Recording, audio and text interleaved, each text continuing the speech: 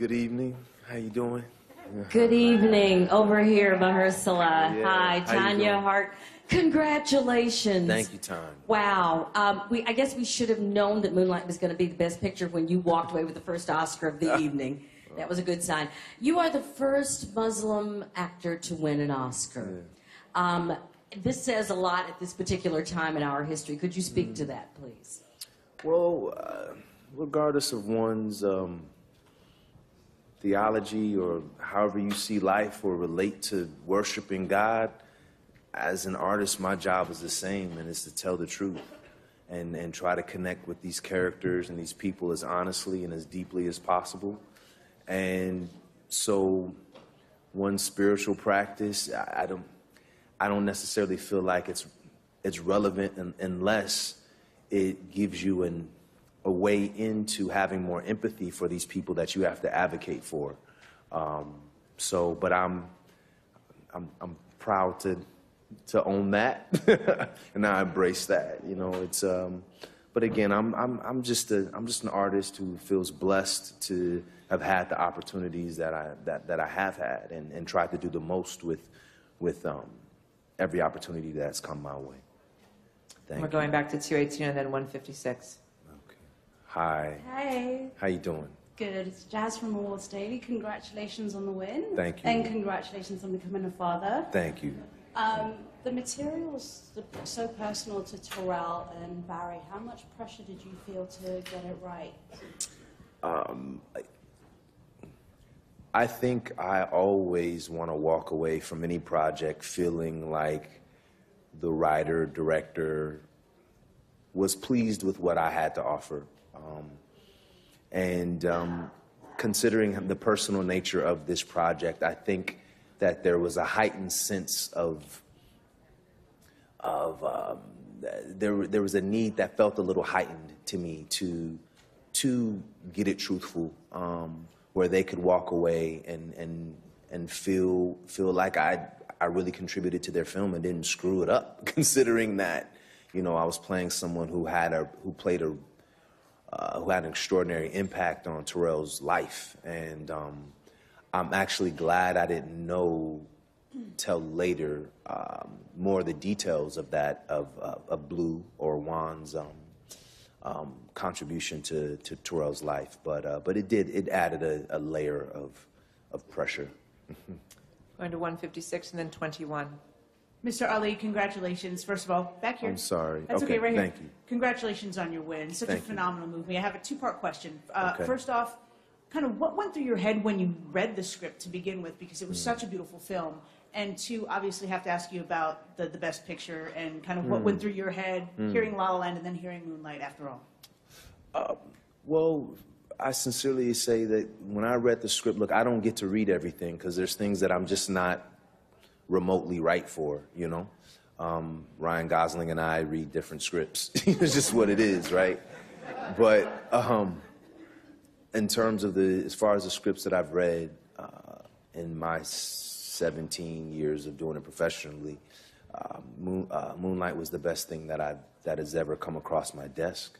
And that character, for the time that he was on the page, really spoke to my heart. And I felt like I could hear him. I could sort of envision his presence, and I really had a real sense of who that person was, enough to start the journey. And I really wanted to be a part of that project. And I'm just so fortunate that Idris and David Oyelowo left me a job, you know. Very, very kind of them. So yeah, and then in the second part of your question, you know, Moonlight, La La Land has done so well, and it's resonated with so many people, especially in this time when people need a sense of buoyancy in their life and need some hope and light.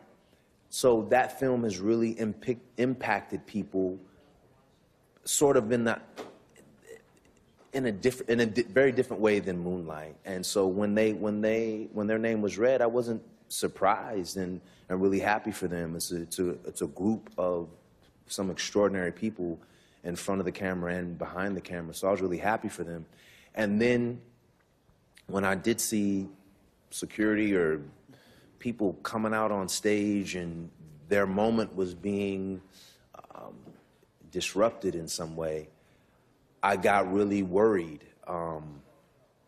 And then when they said, you know, Moonlight was, Jordan Horwitz said, Moonlight, you guys have won, it just threw me a bit, because it threw me more than a bit, but, you know, I didn't want to go up there and take anything from somebody, you know, and it's very hard to feel joy in a moment like that, you know, but because somebody else just in front of them, so, but I feel very fortunate for all of us to have walked away with the Best Picture award. It's pretty remarkable.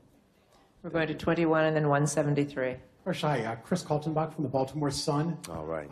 Home to one of your other great... House of Cards. House of Cards. Yeah. First of all, congratulations on your win tonight. Thank you. And as home base for House of Cards, I have to ask you, what do you think your former boss, Frank Underwood, would have to say about your win tonight and about the way the whole thing ended this evening? Bah, humbug. No, Kevin, he's been really supportive. I think it's a film that he really loved, and he's told me so. And they've been, House of Cards is the reason I'm here, you know. I've been working to that point 12 years, very steady employment for the most part, and then was finally able to be on something that really resonated with people in a way that, honestly, it was a real shift in the culture. House of Cards was the first binge watch show that was ever binge watched, and so to be a part of that, and that being something that feels really authentic for our culture and a real option in how we view and absorb and embrace content, that was that show. And so so that's the reason I've been able to put certain things together and even have this moment, because of the 4 years I spent on House of Cards. Thank you. We're going to 173 and then down here to 276. I'm here. Hi. Good night and congratulations. Oh, thank I'm you. Anastasia Juliash for Voice of America. Oh. You, Remy Denton in House of Cards, Cottonmouth in Luke Cage, and now Moonlight. You seem to have very eclectic taste when it comes to picking your roles. Are you working on a project that you could share with us? It will stay between you and us. Well, there's a project called Alita Battle Angel that Robert Rodriguez is directing, and James Cameron. I did in Austin, and I'm really excited about that. I actually play 2 parts in that film, so that was a blast, and I literally wrapped that maybe 2 weeks ago. But then after that, I'm gonna start something in a couple of months, you know, and just honestly excited to read scripts and to have meetings and hopefully work with some more extraordinarily talented people like Barry Jenkins and Torrell Alva McCraney and this wonderful cast and crew of Moonlight and Hidden Figures, you know. So just feel very, very blessed to have had this award season and this experience. We're going to 276, and I've been told I have to wrap it, so we'll end with 234. Lepacaso Sandoval, New York Amsterdam News. Hi. Hey, congratulations on everything. Thank you. You're welcome, especially being a father. Thank you. You're welcome. Now, this is a time capsule. Yeah. Which would you like to tell your new daughter right now in this world? Give that fatherly advice. Just pray to be guided to your excellence. That's it. And we'll wrap it up with 234. Congratulations. This is Leah Cash from Celebrity Showcase. Yeah. And winning the Oscar, that's a journey that many actors want to be on. And it is a dream, dreaming big. Yeah. And when they reach that dream, you know, what's next? Right. So then, therefore, what is next for you? And also, who are some of your role models that you have idolized and you have patterned yourself after? Okay. You don't play. You ask those heavy three-part questions. So as far as what's next, I think I'm going to try it this way. I'm going to just look for material that I'm inspired by and that I respond to, and just try to do my best work, you know, and keep it about the work, working with great directors and writers and other extraordinarily talented actors, because, you know, you want to be around people who are better than you and who can lift you up, where you have to raise your game, and I want to be inspired and just improve and do work that makes me uncomfortable, that scares me, because anytime you get into the unknown, you get into that fearful space. That's when you're in new territory and you have the greatest opportunity to grow and improve as a talent or as an actor, an artist, and as a human being. So, because it's very difficult to separate them for me, you know? So that's how I would like to approach moving forward. And I think you asked me about who inspired me. Well, look, you know, we could talk about it till I'm some version of blue in the face, but the diversity topic, it's very real in that when I was growing up, I'm 43 years old, I was born in 1974, and there weren't a lot of people on TV, you know, there weren't a lot of films. It was a big deal when Billy D. Williams was in Star Wars. Like, that was a big deal in my house and in my family, and it was somebody who was in the story that I could kind of attach to and say, oh, wow, we're present as well.